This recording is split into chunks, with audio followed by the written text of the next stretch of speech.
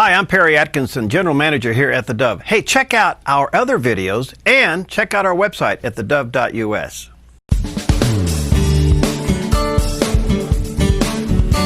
Welcome back. Delighted to have back in the studio with us today Randy Young. He heads up Living Water Counseling. I had a little brain freeze there. Hi, Randy. Good to see you. Good to see you. And does a wonderful job with his counseling center for many, many years here in Southern Oregon.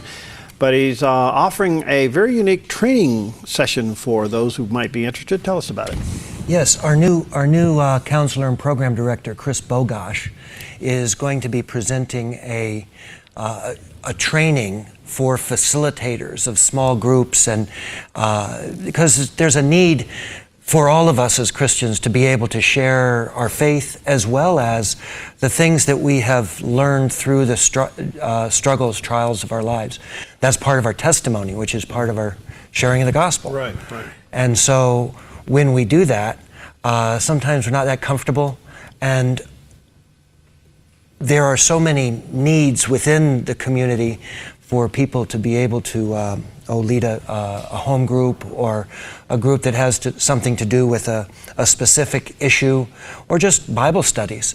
And so Chris is he's been a pastor for many years back east, and he's a nurse out at the Dom, and he works with us at Living Water. So he's going to be presenting that starting. Well, it's going to be on Monday night, this coming Monday. In the evening, yeah. If people, this would be for those who are facilitating a small group to learn how to do it better and more effectively. Yes, it'll add new tools. And I got to say to pastors and those of you who lead small groups, this is an excellent resource and opportunity, because sometimes you think, well, we'll just gather some people in my house, we open the Bible, we talk about it. Well, that's great. However, most of those people coming to your house have a lot of needs.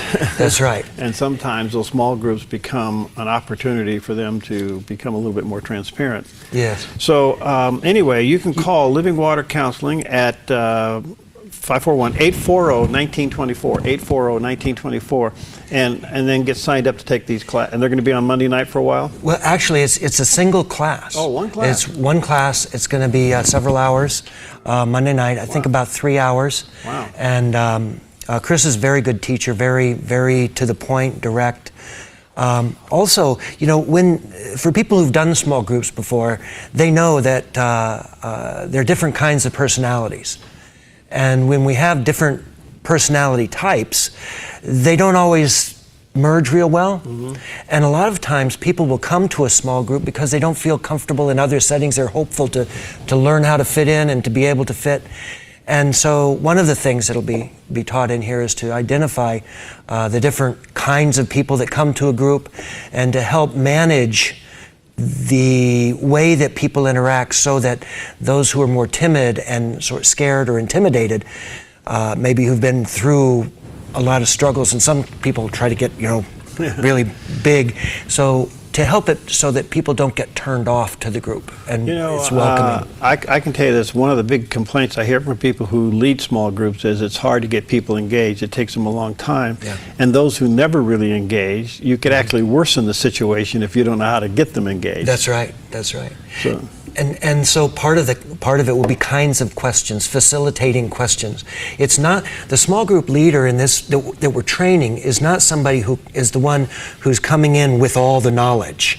It's a facilitator. It's to train people how to promote the interaction of the group and stay generally on the topic, but also the discussion and interaction between people. You got any other training down the road?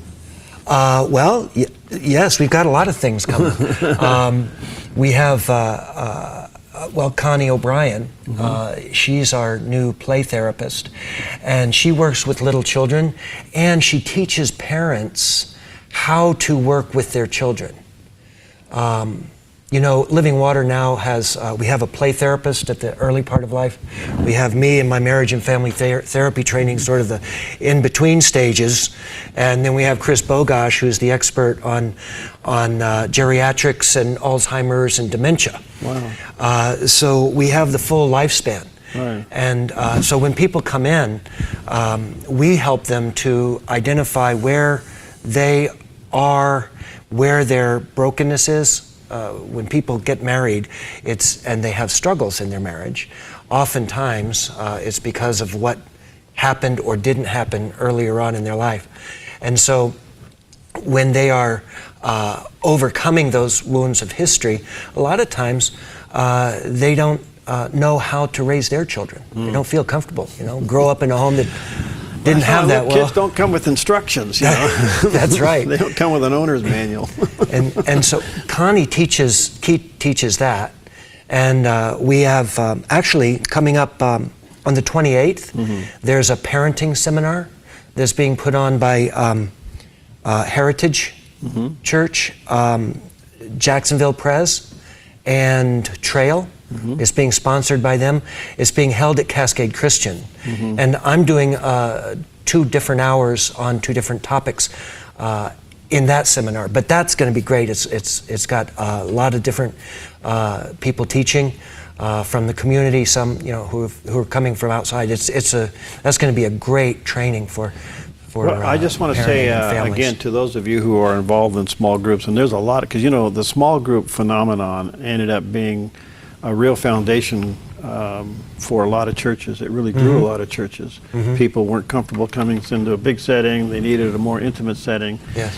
The danger of that is that when these transparent moments happen, the facilitator really isn't prepared for that. Yes. And when somebody starts talking about deep wounds, they're not always, they get sort of triggered. And they're not really thinking about what's safe to say and what's not, and how might this scare somebody or offend somebody. And they need to be free to speak, but the facilitator needs to be comfortable with saying, slow down, let's talk about that later, if necessary, and make it comfortable for everybody. All right, we're going to take a quick break. We'll be back. We'll be joined by Connie, who is the play therapist and there for your children. I think she has a lot to add as well. Again, if you want to get connected for this training session coming up this Monday night, it's a one-time session, call Living Water Counseling at 840-1924. We'll be right back.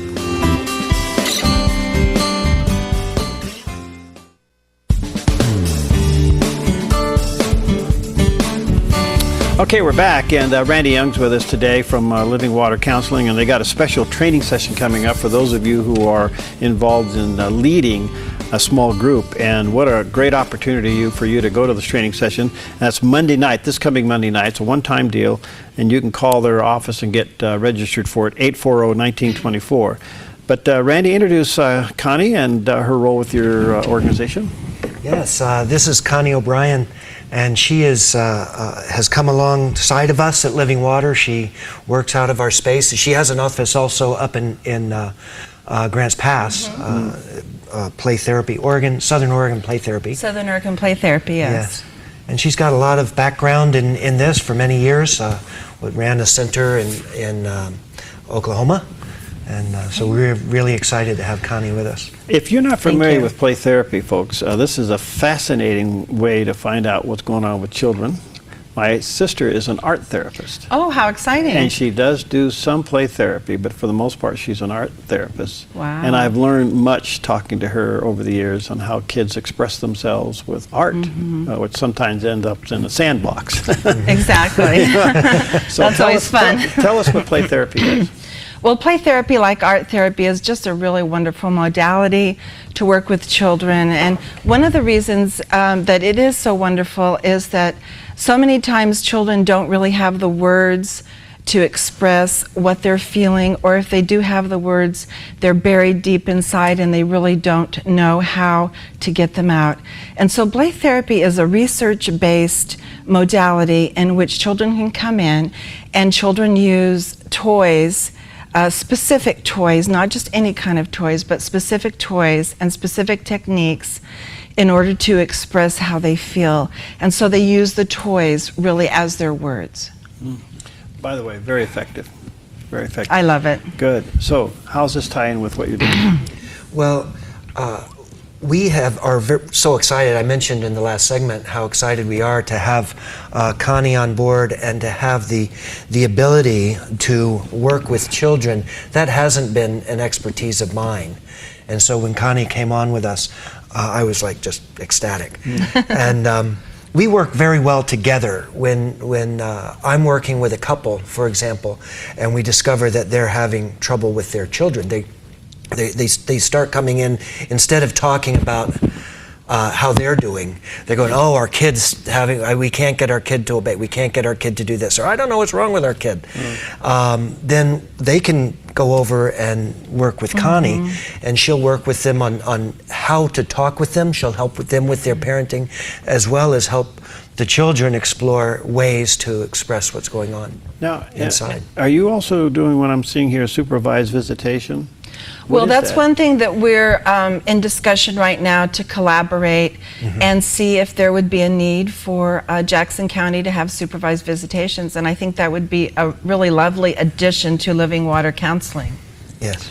This is fascinating. So would a parent having child problems call you? Well, sure, sure. Yes. Absolutely. You know, I've taken children as young as 2. And then, of course, up to teenagers. But basically, the 2-year-olds that I see, the 2- and 3-year-olds and 4-year-olds, I really work tandemly with the parent to work with them on parenting skills, and just to kind of show them just some really positive ways to interact with their children. Wow. This is, so you're a one-stop shop. Well, we're trying to provide things for the community that aren't all that available. You know, over all these years in working with anger management, domestic violence, through the life skills and other things that we do, I run into situations where there's a divorce, where there's a lot of hostility, where there's been violence or abuse in the home. And parents sometimes repent, and they want to get with their kids. And sometimes there's been so much hostility in the marriage that the children have been brought into being the parent of the parents. And when there are court cases, even among Christians, about who's going to be watching the kids, and there's either accusations that might be false or real about brokenness and inability of one parent to be involved with the child without supervision, they go to a secular setting, and they're scared of that, in the Christian community especially. And to be able to have a distinctively Christian center that can do that aspect, and Connie has experience in that area as well. So. Well, I've seen this work, and I've seen the art there. My sister has me draw pictures every time I see her. She still lives in Ohio. That's funny. So she has me draw this picture, you know, oh, that's where you are. And I go, how does that show up like that? But when you're trained in that area, that's work. Right. And then she showed me some things about play therapy. The most fascinating one I saw was where there was a room full of toys, and you let the child go pick a toy. Right, right. And what they picked said a lot of what they were, let alone how they played with it. Is that true? Exactly, yes. That is referred to non-directive play therapy. So there is a directive play therapy where I might pick the activity, but I really look at about 80% of what I do is non-directive. So I allow the child to have a free and safe space in which to pick the toy and to act out how they're feeling about the toys. And because it is research-based, that tells me a lot. How do you find abuse? How do you discover abuse? There are several ways within the play therapy modality. One could be drawings, like art therapy. I do some art therapy. I am not an art therapist, but I do in part some of that. And other is just basically interaction between some different toys, maybe dolls and that kind of thing. Fascinating. Other than just the verbal expression that, disclosure. So what do you do with a teenager? What do they pick up? An iPad or what? Well, that's hilarious because I should probably have one in my office right now. One of the things that I really, really like to do with teenagers is something that's called sand play. And basically what it is, it's a large tray with sand in it, and the sand represents the subconscious. And then I have several bookshelves full of miniatures that go across all different areas of life with just little toys and things like that. And then I invite them to make a world in the sand. And through that world in the sand, it really creates a very deep and super safe environment for them in order to express. And because it is at a subconscious level, it's the teenagers pick these miniatures and build this world, and they don't even realize what they're doing. And then when we process, a lot of things really come out. All right, so Randy, Connie comes to you and says, this child is displaying these kinds of things. How do you communicate that back to the parent? Well, Connie and I will interact about it, and we'll have either Connie would come in with the parents, and we would work together to help them understand where this came from. And it's going to depend on the situation with the parents. If there's abuse in the home that's taking place in the home, we have to do something that will inhibit that will stop that. But if it's a matter of parents just not knowing what to do and not understanding how their behavior is impacting their children. And a lot of parents don't get that. There's conflict between the parents, and it just floods out on the children. Yeah. And they then try to stop it. They start trying to interfere with the parents' conflict and become parents. The greatest frustration, and I'm not a professional counselor like you, but I've been involved enough, is the thinking of parents that what goes on between them doesn't affect the children. The kids are somehow resilient and they'll get over it, get past it. They don't realize that the action that they're taking, or the volume by which they're speaking, or some of just the overall tension in the home spills over into the child. Yes, and it does spill over into the child. And children are resilient. They can overcome these things. However, whatever happens to us in early life is in the subconscious. It's there. Once it happens, it's in the brain, and it comes up when it gets triggered at different events. When people, a child may watch a lot of conflict in the marriage, and then meet a boyfriend or a girlfriend, and then go get engaged, and everything seems to be fine. Oh, this is so not like home. But when they walk in the door of the house, of their new house, suddenly the door closes and they go, oh, this is a home. This is the kind of place that I grew up in. And then all of a sudden that stuff will come back, and they don't know it's interacting and interfering. It's the baggage that comes along in the next relationship. Connie, are you able to discover bullying through play therapy? Oh, absolutely, absolutely. Because that's the big thing today. Yes. It's almost epidemic. Yes, yes. I just remember a case from a really long time ago where I had a child came in and said he was being bullied. So one of the modalities was I just said, okay, show me what that looks like in the sand tray. So he picked the miniatures, and he set up a situation, and this was in another state, and so it's all confidential. It was a very long time ago.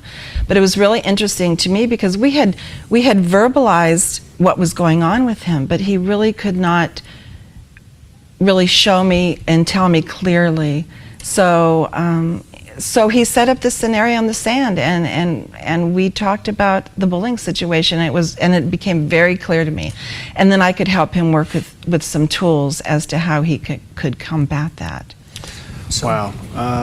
We deal, the folks, I don't know if you're familiar with the ministry called The Loft, who's dealing with girls between 8th grade and 12th grade, and all of these issues are on the table, and they uncover them through other means. But I got to say to our viewers and listeners, if you are sensing some issues with your child, you may want to investigate Living Water and the services that they make available. Yeah. The play therapy thing, I tell you, it works. I've seen it firsthand. Especially the art therapy thing is just fascinating to me. It is. When you're trained to see it. Right. and how it comes about and what they put on the paper first and the size of it and the color of it and, you know, all of these things. And I thought, You've been paying attention to your sister. My sister drills me a lot, you know, and I said, well, I could probably be, you know, I've done it on the staff here. There's one picture you do, and I've had our whole staff draw the same picture. There's just one, that's kind of the start. The house tree person, probably. Won't say any more. Because I use it in settings where people think they're smart, and I'll whip out the piece of paper and say, draw me this picture, and I can tell real quick who they are and where they came from. Exactly. But it works. The bottom line is this is a great way to maybe find the inner person and what's going on there. You know, one of the things that play therapy can do with people who can't find the words for what's going on inside, that's sort of what talk therapy does as well. Why words are so important in processing and working through what's inside. It's by getting the struggle that's inside outside into the world out there that the mind can then interact with it in a way that keeps it from going around the same old loop over and over again. Well, let me just say we're out of time, but let me just say thank you, Connie, for coming in. Thank you for nice having to meet you. me Good here. to see you. Randy, good to see you again. And if you want to take advantage of this small group training and session, they're offering it there at Living Water this coming Monday. It's a one-time session. Call the office at 840-1924, 840-1924, and sign up for that training. If you're a small group leader, this is an incredible resource for you to take advantage of it. So call Living Water today, 840-1924. Good to see you guys. Great to see you. Thank you. We'll see you next time on Focus Today.